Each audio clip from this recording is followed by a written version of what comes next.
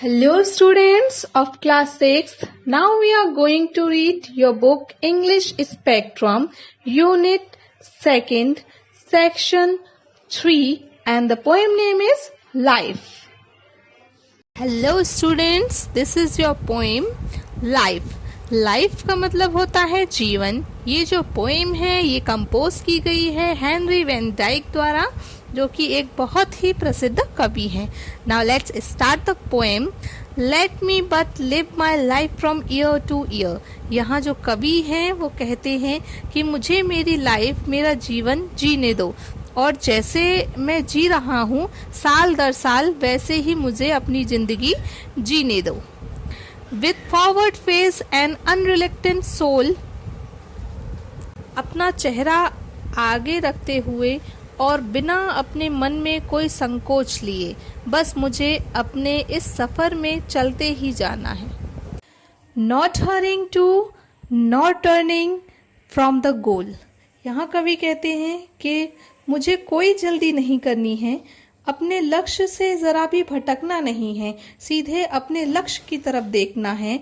Not morning from for the things that disappear in the dim past, और न ही उन चीज़ों के लिए मुझे रोना है, पछतावा करना है, उन चीज़ों के लिए जो मेरे पास्ट में, जो मेरे भूतकाल में मुझे पकड़ कर रखती हैं, मुझे पीछे करती हैं।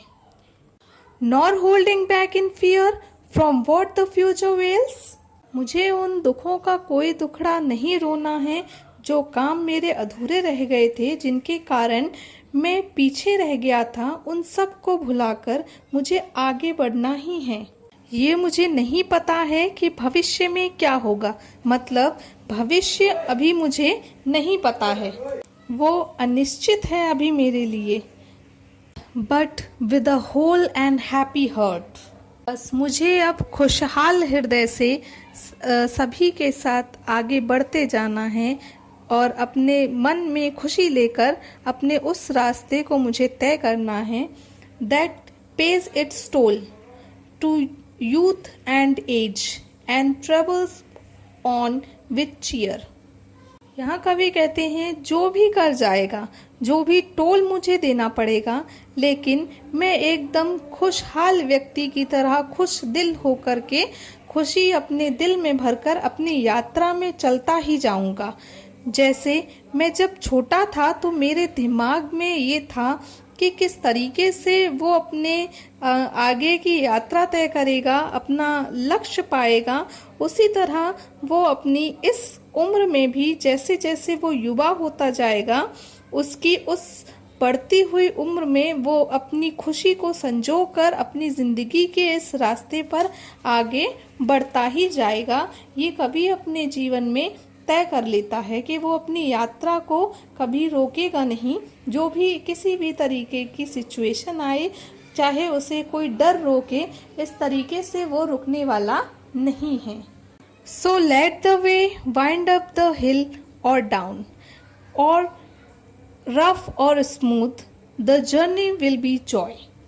यहाँ कवि कहता है कि चाहे मेरे जीवन में कितने ही उतार चढ़ाव क्यों ना आए, चाहे मेरा ये सफ़र खराब हो या स्मूथ हो, यानी कि रास्ता अच्छा हो या खराब हो, कैसा भी हो, इस यात्रा में मुझे खुशी खुशी आगे चलना है।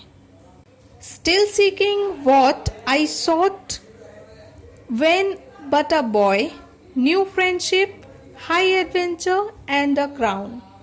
कवि अपने बचपन की वो चीज़ अभी तक ढूंढ रहा है जो कि उसने जब वो बच्चा था वो सोचता था और ढूंढता था कि नए नए दोस्त मिलेंगे, बहुत सारे एडवेंचर करने को मिलेगा, कोई नई कामयाबी हासिल करूंगा।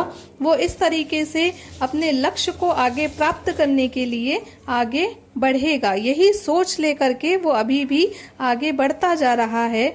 वो कहता है यहाँ कि एक लक्ष्य तक वो कभी ना कभी पहुँचेगा, अपनी एक कामयाबी को वो हासिल करेगा, और आज भी उसके दिल में वही जोश है जो कि उसके बचपन में हुआ करता था उसके दिल में।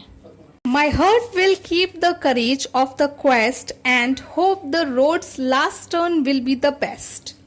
कवि के हृदय में आज भी वही साहस है। वो कहता है कि मैं उसी साहस के साथ अपने इस सफर पर निकल चुका हूँ और मैं ये उम्मीद रखता हूँ कि जब मैं ये सफर खत्म करूँगा, इस सफर के अंत में मुझे कोई ना कोई पुरस्कार जरूर मिलेगा।